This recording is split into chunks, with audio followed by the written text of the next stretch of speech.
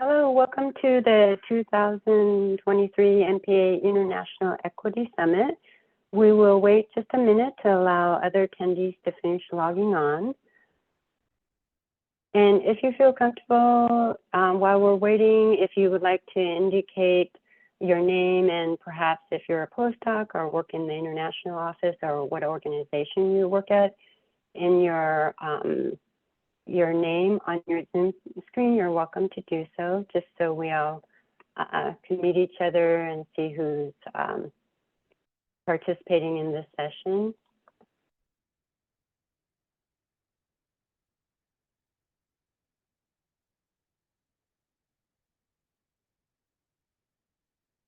It looks like everybody has been admitted. Oh, wait, let's see, a couple more people.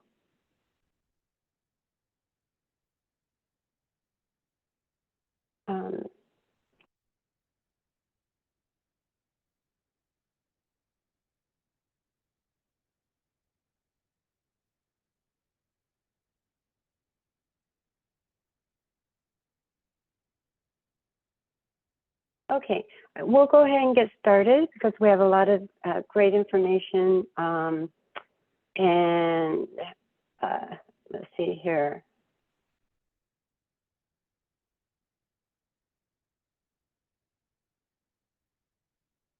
Okay, before we get started, I'm going to run through some logistics. The session is going to be recorded and will be available shortly on the MPA website. If you have specific questions for the presenters, please enter the questions in the Q&A function. We may be able to address some questions during the course of the presentation, and we will reserve time at the end to address remaining questions. And again, please put your questions in the Q&A function.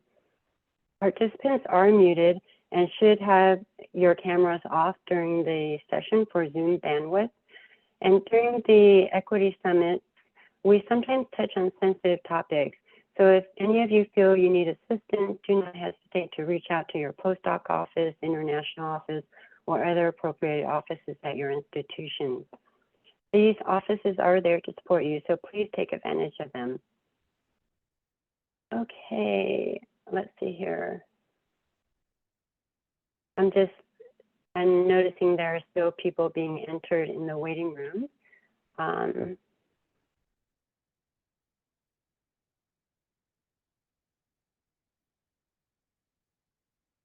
Okay, it looks like everybody's in. So I'm going to go ahead and get started. It's my pleasure to introduce our speakers for this session, who both have extensive professional and educational experience. So in the interest of time, I'm going to quickly provide a very abbreviated bio for both of them. Today, we are joined by Rafael Luna, who joined the Novartis Institute for Biomedical Research as head of biomedical education and innovation in the spring of 2023. Previously, Raf worked at Boston College, where he served as an associate dean in the College of Arts and Sciences and the director of 2 programs. Raf earned his Ph.D. in biological sciences at Louisiana State University and performed postdoctorate research at Harvard Medical School. In addition to serving as a leader in biomedical and STEM workforce training, Raf is the author of the book, The Art of Scientific Storytelling, which provides a narrative roadmap for scientists publishing in peer-reviewed journals. And Sina Safayi completed a D.V.M. and Ph.D. and has over 2 decades of experience in various positions focused on animal and biomedical research and education across Iran, Denmark, Japan, and 7 U.S. states.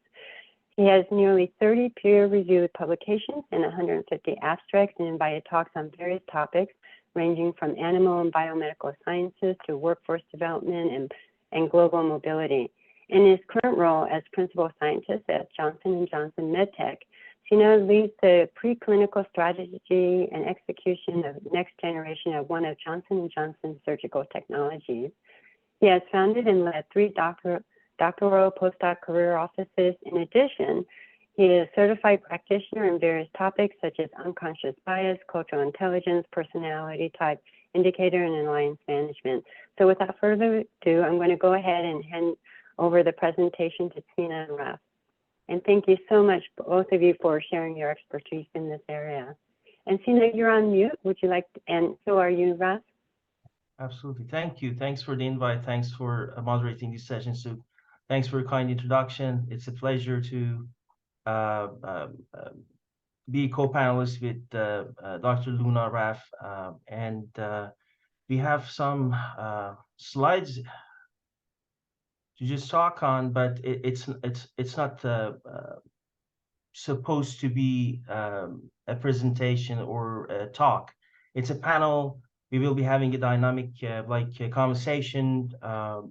Don't be surprised if in the middle we disagree on stuff. So that's the way panels work, and that's the joy of it. I truly so far enjoyed behind the scenes interacting with Raf. We never have met in person, but he's a treasure. I knew of his reputation in the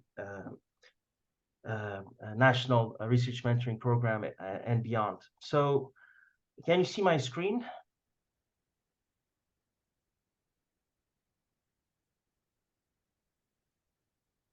You see my screen? Yes. Okay, great. Thank you. So both of us agreed to have this slide. None of us are representing our employers. We are sharing our personal perspectives and knowledge of topics that we talk on. So we thought we need to have this disclaimer at the beginning. Raf, do you want to chime in, please?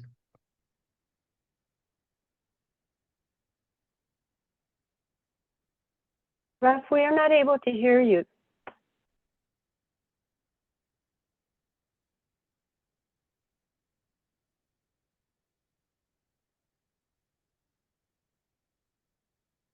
We still can't hear you.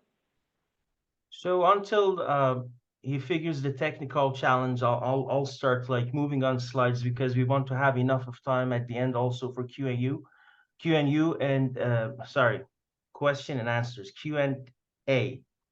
I have been working with QAU, Quality Assurance Unit, for the last few months. So any Q ends with AU rather than and A. But don't hesitate to ask your questions in the chat. Sook will be kindly remind us of those questions, and we're going to take questions as we go through the slides. But I give you a heads up, the slides are a story. So they begin somewhere, but they're connected, and they're going to end like a story. And I'm hoping that you come to a comprehensive knowledge and conclusion at the end, not per slide. So when I was invited to this session, and when we talked before this session with Raf, we agreed that when there is a problem or challenge that we need to address, there are two approaches usually. One approach is no, there are always butterflies and roses, there's no problem, there's no room for improvement. We have been doing these things this way always. We're in good shape, justify whatever others see as challenge and ignore or deny. But the other approach would be to acknowledge the pain, acknowledge the challenge, hear out, not necessarily agree with, but hear out every perspective from different dimensions, and also, if collectively agreed, find ways to improve, regardless of what challenge we talk about. In this case, it will be diversity, equity, inclusion, and belonging, of course. And why it's relevant? We're your postdocs, postdoc offices. We're talking about National Postdoc Association. So it's your career. And of course, IDP and DEIB are interconnected. Before I talk further, Raf, have you resolved your technical? Yeah, can you hear me now? Yes. Oh, perfect. We're all set. Thank you for your patience. Sorry. No. Do you want to? Yeah. From the introduction, I just want to say that we want to talk about our personal journeys. So we may not, Sina and I might not agree, but you may not agree with what Sina says or what Raf says. But I think what we do want to do is celebrate each of you that are international postdocs. And if you're not from international background, we want to thank you for supporting international postdocs. I'm a son of immigrants from the global South, and I feel passionate about this topic and seeing what my parents went through at this country, but also, Sina, just hearing his story and what he's been able to go through is quite impactful. But we do want to acknowledge the struggle. The struggle is real and what you're going through. But there is, we may not be able to resolve this national crisis of opportunity and what you're going through. But we want you to know we are with you in solidarity. And if we could be helpful in any way, please reach out to Sina or myself. Or if you want to just talk but also reach out to your postdoc office. But we're here for you. We care deeply about this project. These are personal stories. They're not representing our companies or anything like that. But we do want to be here, and it's important for us to really listen to you. So we want to make sure we save time at the end to listen to you and have your questions. So please have your questions ready for us at the end. We want to hear from you as well. Well, thank you, Sina. Please continue. No, thank you. Many keywords, Global South, many keywords, celebrating you, acknowledging you, all of those. Well said. Thank you, Raf. So I was talking about interconnectivity of like IDPs, individual development plans, and job search, and with the DEIB. Why? Because self-assessment. We all have different communication styles. We come from different cultures, different backgrounds.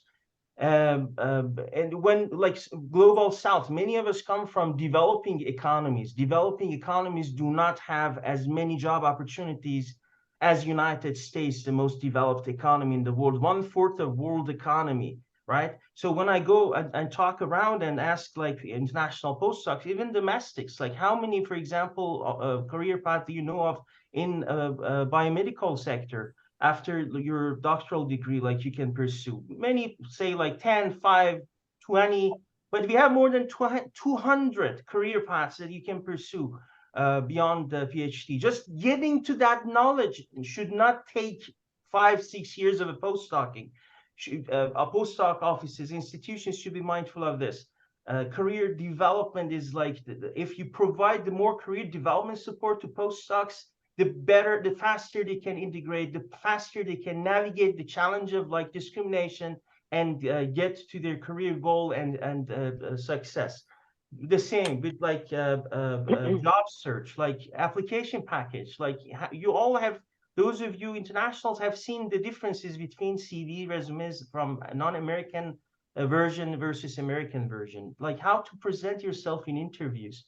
Like what's expected of you. Of course, you want to win. So to have a win, you need to learn how to adjust, how to have a strategy which is accepted and celebrated in your host job market.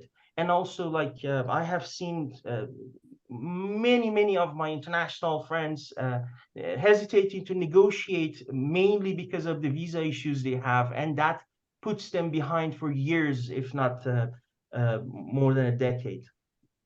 And statistically speaking, now nearly half of our doctoral workforce in the United States are internationals. So we're talking about the global workforce.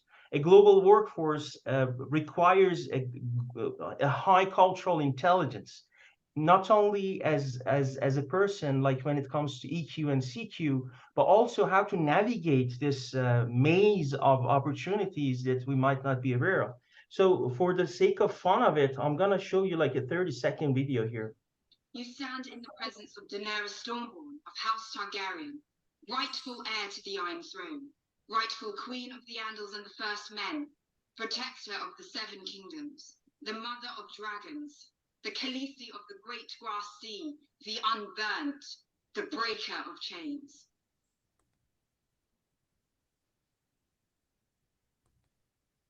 This is Jon Snow. He's king of the north. I guarantee you, every single one of you coming from outside of the United States, when they saw the self-promotion skills, because it's in the culture, self-promotion is in the culture of the United States. That was one of the cutest or sweetest cultural shocks I personally faced. That not only translates when you like interact with others in social settings, but also professional settings, how you self-promote yourself, how to communicate your successes and be recognized by your team and employer, how to reflect these in your CV during interviews, etc. So these cultural differences are huge, and learning them should not be through try and error. Institution, postdoc associations, there should be like support systems, structured support system to facilitate efficiently for international postdocs to navigate these cultural differences. I'm going to talk about cultural differences in the next slide as well. But what was a little bit shocking to me when I was like preparing a draft for one of my applications, for one of my papers, never published, by the way, it's still under draft. I looked at the NSF data. The left side of graph shows based on US citizenship versus like permanent or temporary residency. And the right side are, of course, based on ethnicity and race. So as you see, the non-US citizens on temporary visas making 40% less than let's say like US citizens. So we can talk about it, and there could be zillion assumptions and hypotheses on this. I think the most accurate, to my limited knowledge and experience, the most accurate hypothesis, or the closest to true hypothesis, could be this number is so low because so many of those non-US citizens on temporary residency are postdocs. But two questions. Does that mean every single one of those like permanent residents, naturalized and native-born citizens are more qualified than the ones that are on temporary residency and have to stay postdoc because of that like visa issue? I don't think so. So many of these postdocs deserve to be like in the job market. But do we have like a structured national plan for integration? Or are we using international skilled workforce as cheap labor by not admitting that based on nationality, we are discriminating, like doing discrimination of hiring in the real workforce outside of universities? I'm just asking questions. I'm not making any statements. Food for thought. But let's assume most of these folks are postdocs. And by the way, we're not talking about like zillion or tens of marginalizing factors. Whatever marginalizing factor like US born or permanent residents, like US citizens go through, internationals go through as well. Race, ethnicity, sexual orientation, what we see, what we don't see, all of those. But we're talking about like the most painful pains of like the most painful marginalizing factors of international postdoc community. So there was a publication in 2017, Nature Biotechnology. They estimated associations between 17 different factors and the likelihood of starting one's career in postdoc 3 years after PhD.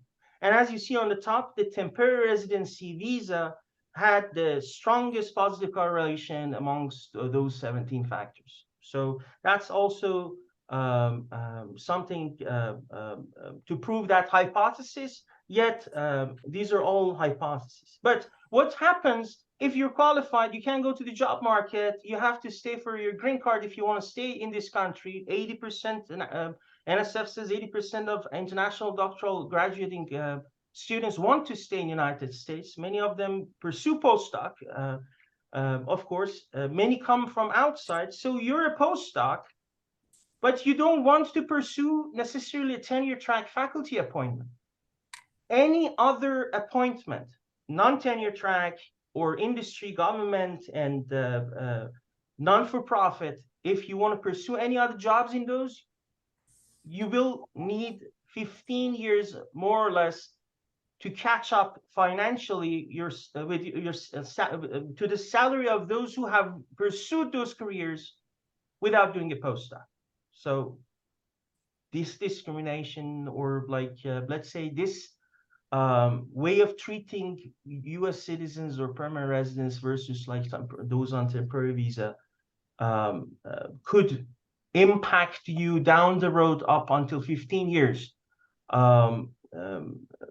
even if you're like a US citizen.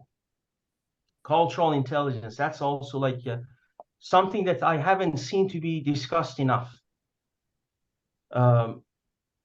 I put this chart to simplify what a low cultural intelligence means. Low cultural intelligence means that you think you know much, but you don't know how much you don't know, and you can't put it in practice. So you become way more reactive than you should in intercultural situations, multicultural situations. And it's a two-way street. It's us. The fact that I've lived in 4 different countries doesn't necessarily translate in me having a high cultural intelligence. No, that's a wrong assumption. Those of you being internationals, minimum 2 countries, oh, I've lived in 2 countries. No, that doesn't necessarily translate into being able to interact well in multicultural situations. So we need to learn to adjust through that acculturation process into United States by the support of course, postdoc offices, associations, institutions, to help us navigate this as fast as possible, but also institutions like staff and faculty and whoever works with hosts these international community needs to work on this. And I'll address this later as well. Neo-racism or othering. The very first thing we get when we apply for visa, those of us who need visa to come to this country, is the alien number. Alien number. So the very first official name we get is that we are an alien. So culturally, neo-racism or othering, this culture, I read through this slide. This cultural superiority is not perceived as racist, but justifies as a practical and necessary means to preserve national identity and values by positioning the host society as superior to outsiders, not because of biological superiority, but because of its culture. Such cultural superiority legitimizes exclusion, denial of rights, and mistreatment towards foreigners. And I cited that paper. It addresses postdocs in the United States and United Kingdom. I highly recommend it. There are multiple other publications, particularly on doctoral trainees, like those doing graduate education. But I don't see much of difference. Yes, there are multiple differences, but there are not as many studies in postdoc world as there are in undergrad and grad world. But they are all very similar experiences with neo-racism. For example, discrimination based on the combination of conceptualization around race, culture, and nationality towards international students on United States campuses have been well documented. All 4 major articles that I've cited there. Curtin 2013 is extremely comprehensive, and I really enjoyed reading it for the first time when I saw it. Then they could be interpersonal patterns and structured patterns. Structured patterns, to your concern, could be evaluation of your degrees.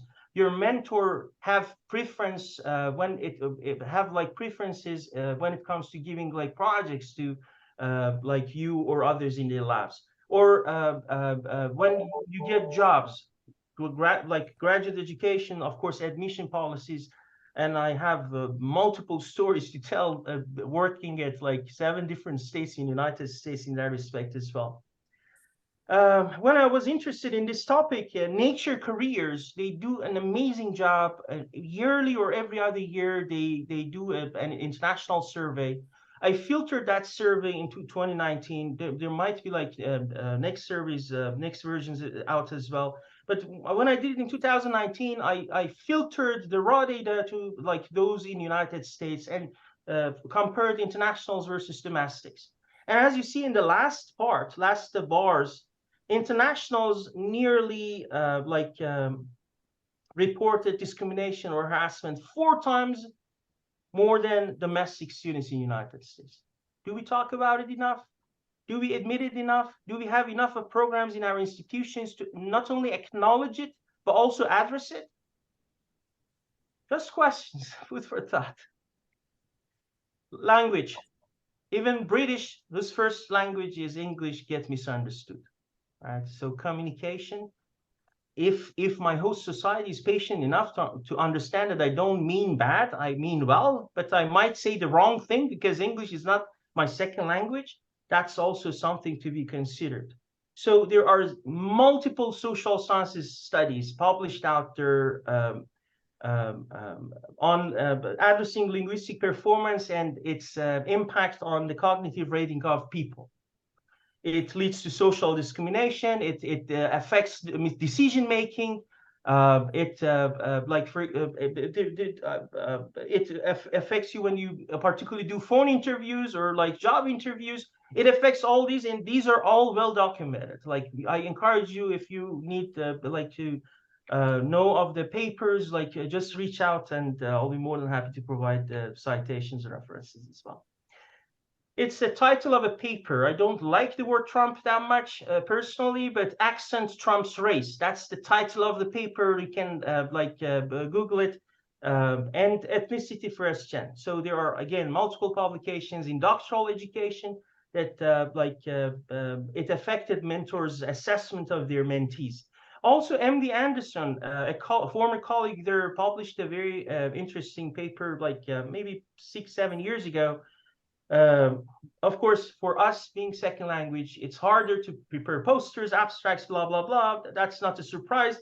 But what I was not expecting to be this high was nearly 80% felt that the level of their English has interfered with professional opportunities they might otherwise have received. That was shocking. And when you look at the United Nations report on refugees and immigrants in the United States, that these are extremely they're very, very similar. Kids of immigrants and refugees get misdiagnosed in US schools for needing educational aids without them really needing those, just because of their accents. Residency status, we do not emphasize enough because it has become so normal. If a job ad dares to say that we don't hire women, we don't hire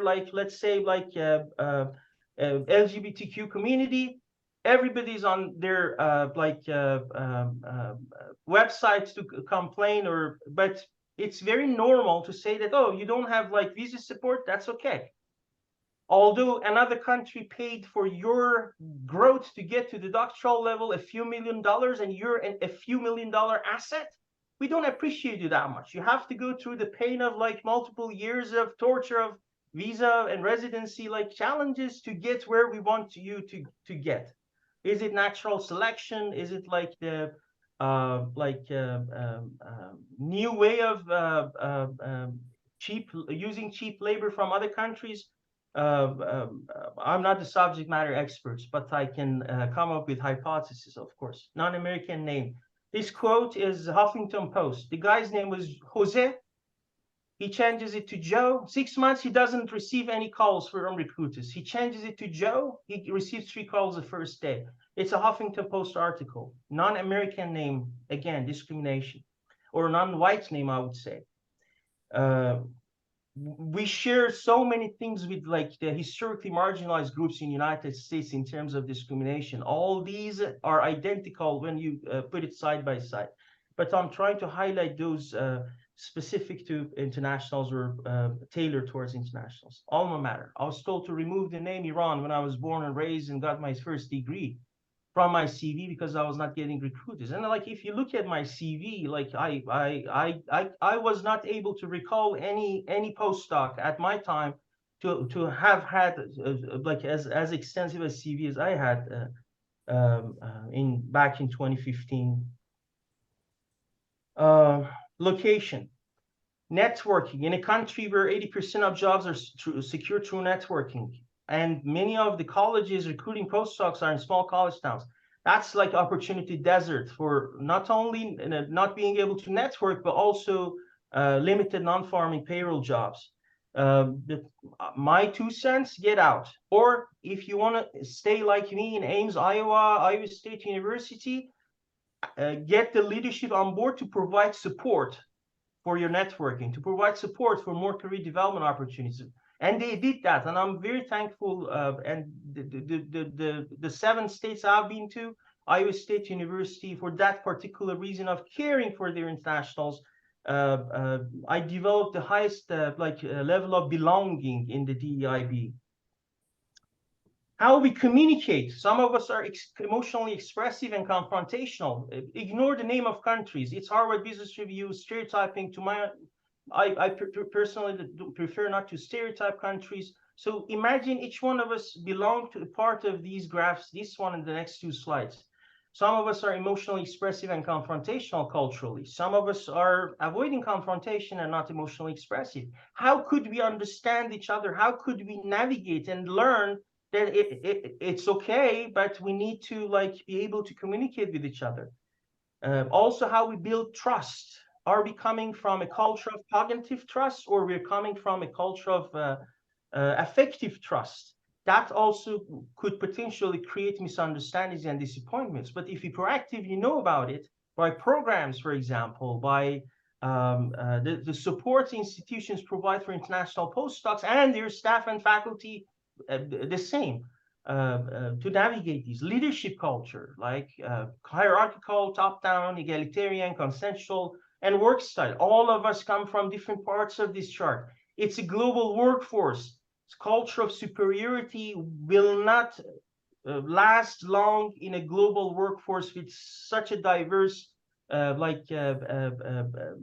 backgrounds in communication, trust, leadership, work style, etc. So this slide is copy-paste from National Academies of Science, Engineering, and Medicine 2018 report, because I was not able to word it as well as they did. So I tried to just copy paste. This is the best, and this was the only national report that I saw and I enjoyed, because they were so inclusive of half of the population of postdocs, 1/3 of the population of the grad students, despite the others. And in the panel they formed, and you know what my hypothesis, the panel they formed, they had representation. There were multiple folks with international background contributing to that panel. If you read the list of panel, institutions invest in correctly identifying trainees' needs. Promote a global culture. It's a global workforce by continuously exposing trainees to multiple worldviews. It's a world and global workforce, of course, considering the different needs and cultural values of each individual while developing programs and developing pedagogical programs inclusive of cultural differences. For faculty, they have extensive reasoning why they should, institutions should include administrative staff as well. I worked on WES, World Education Services. They have also extensive surveys with thousands of international applicants in the United States. They go hand in hand. They're what I found in their data as well. But let me show you my last clip of the day, 30 seconds. So why did he need a black director? Could a white director not have? It's not color, it's culture. Explain the difference, because I think Steven Spielberg did Schindler's List. Mm-hmm. Martin Scorsese did Goodfellas, right? Steven Spielberg could direct Goodfellas. Martin Scorsese probably could have done a good job with Schindler's List, but they're cultural differences. Yeah, I know, you know, we all know what it is when a hot comb hits your hair on a Sunday morning, what it smells like. That's a cultural difference, not just a color difference. All right, so what's the culture? Representation matters. Representation matters. Representation matters. No, I repeat that a zillion times. Please include internationals, not only just the newbies that are like me 10 years ago, more clueless than I am today, but also the seasoned ones who have walked the path and are aware of what comes across that path when the postdocs will walk it through. So representation matters. Please be mindful of this. And the last slide. For individuals, you can choose to be a victim or a survival, or proactively go for thrival. engage locally, nationally, like with extracurricular activities, challenge assumptions. I'm from Iran. I challenge assumptions on daily basis and pursue change by promoting like your needs to university leadership. Sometimes they might not know what you need. And form peer mentor support groups, identify co-curricular activities, get involved, and find a network where they value your differences and what you as an international scholar have to offer. Because you know what you have to offer, all of these are like, again, zillion publications comparing internationals, those who have gone global versus those who have stayed domestic. Because of high mobility, you're effective in dealing with repetitive change. 1/4 of the US faculty are foreign-born, yet they account for half of first author peer-reviewed papers in STEM. Just one example. So be proud of who you are, what you can what you offer, and I assure you, the way I walk the path, you're gonna be celebrated, because this is a country of immigrants. This is a country of like multicultural like country. It's a melting pot, and you're gonna thrive down the road. Thank you. These were my slides, but now we can take questions. Raf, any additional comments? Sorry, I talked a lot. No, I think it was great. I love the slides and I love the figures and the data and the movie clips. Denzel has a special place in my heart. I love all things Denzel. But I think in that clip was key. Those two clips that you showed were really key because they bookend a lot of the conversation. And they bookend your slides. One, I am, what's it, Mr. Snow or King Snow, as opposed to all these other things. And, what's so funny is that Snow never knew he needed to have all of that. Or that he would be compared to someone that has this extensive resume. Right. And I think a part of it is international. So the challenge is that what is that you don't know? How do you find out information that you don't know? Right. And I think, teaming up with people that are, your other international postdocs that maybe gone before you, or, with your postdoc office, or with people trusted that you can trust. It shouldn't just be your advisor. You don't want to have one super mentor that it's your all in all, because as scientists we need to test that, and I think it's impossible for one person to serve all your needs. And so if you get a little bit from your postdoc mentor, you get some from a postdoc neighbor, a postdoc neighbor, and then others from, diversify your network, and then collect all information. Then you can make your best decision, what works best for you. And not all international countries are the same. And so what might work for someone from Iran may not work for someone from China or from the Caribbean. And so, like, knowing who you are and doing that assessment and doing that inner work, we do encourage you to do your inner work to really focus on what will work best for you. And as a big, large individual, I'm quite tall, and with my pigmentation, I know certain things I can get away with, some things I can't. And so, like, what are those that you can get away with, and some things that you can't? Be mindful of those, and how do you leverage that? So, and I think just doing that, and also the culture. Yes, you may not know the U.S. culture in and out, but you do have your culture, and more than likely, there's a community of your culture here in the U.S. Seek them out, one, but also, even if you're not surrounded by people from your own culture, there's some superpowers that you have from your culture that really helped you get here to the US. And what is that? Is it hard work? Is it being resourceful? Doing more with less? And that could lead to some breakthrough in the lab, in science, but also in life. Don't just turn off your science brain when you're trying to apply for your visa, when you're applying for applications and fellowships. You want to use your science brain as well. And I think, when is it you start applying for a job as a postdoc? Some may say after 2 or 3 years. Some may say after a few months, because how long does it take to get, you might want to ask the question, how long does it take to get a job? Typically, a job search is about 6 months to a year, or minimum probably at least 3 months. So you might want to temper that, or say, okay, in that first year, start applying, and you may not get a position.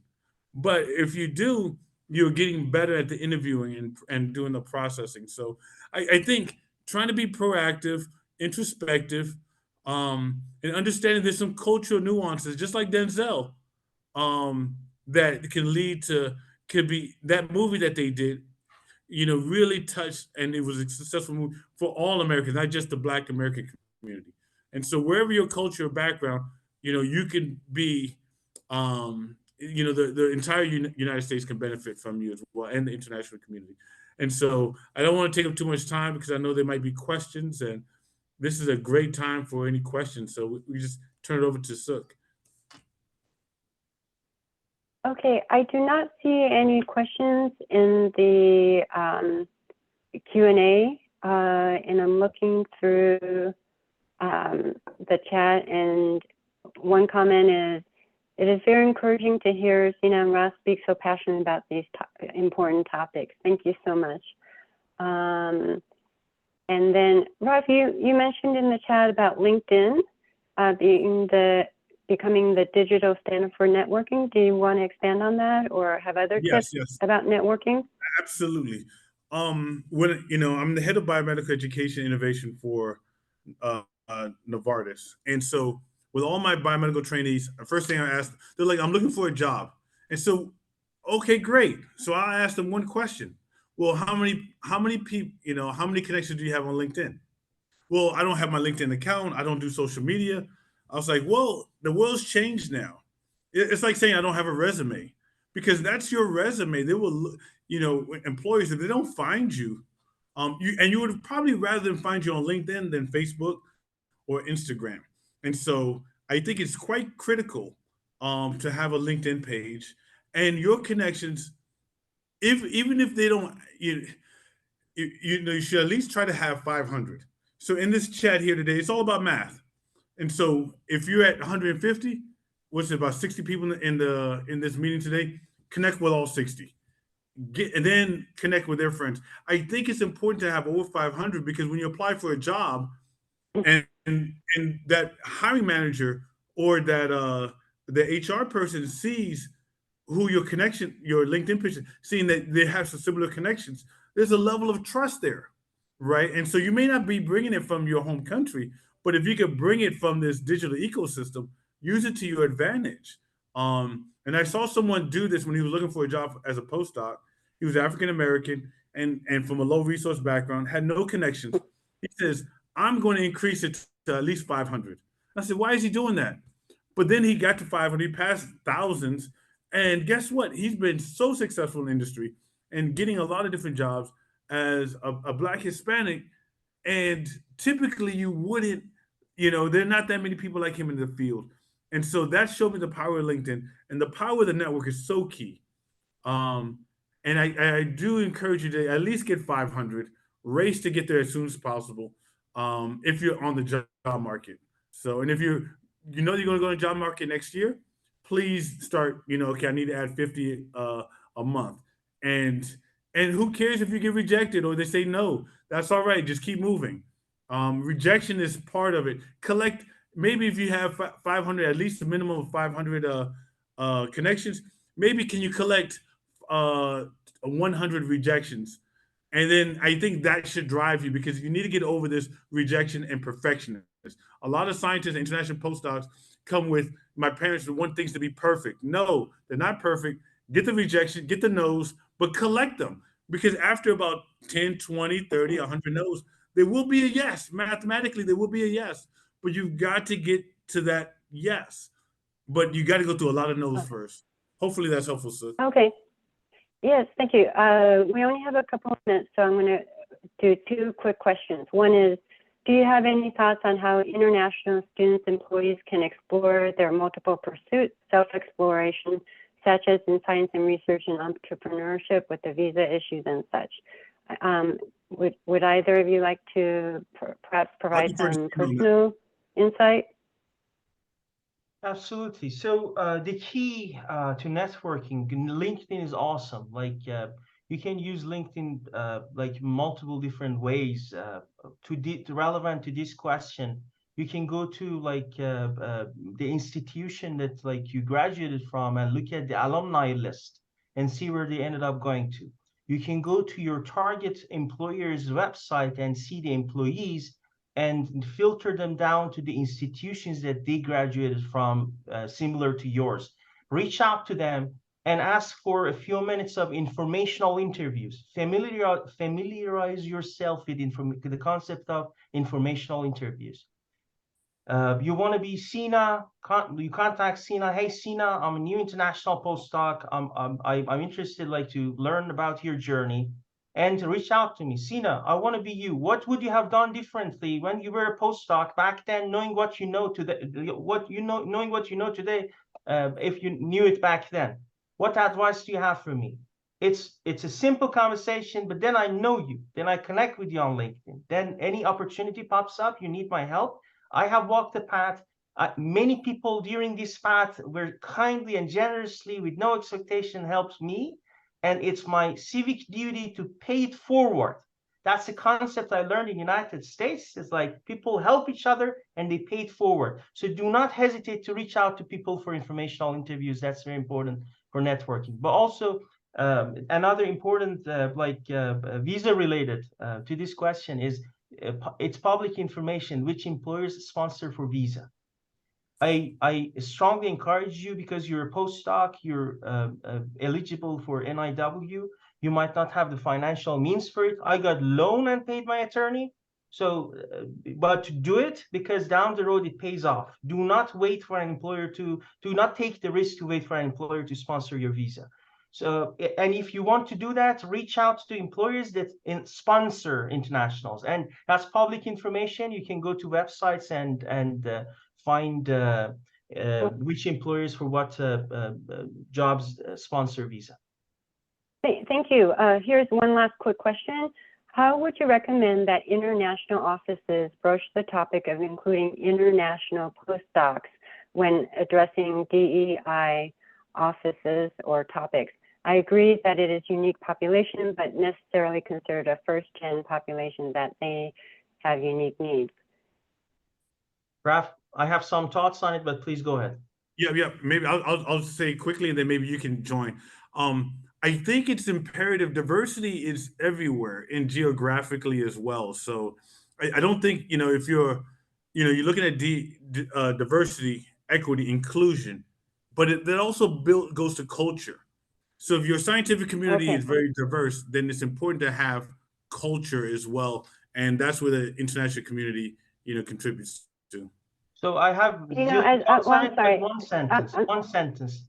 For DEI, most institutions limit their offerings and their knowledge on historically marginalized groups. When you use the word historically, you limit it to United States, and that sometimes becomes excluding of the other marginalized groups like internationals.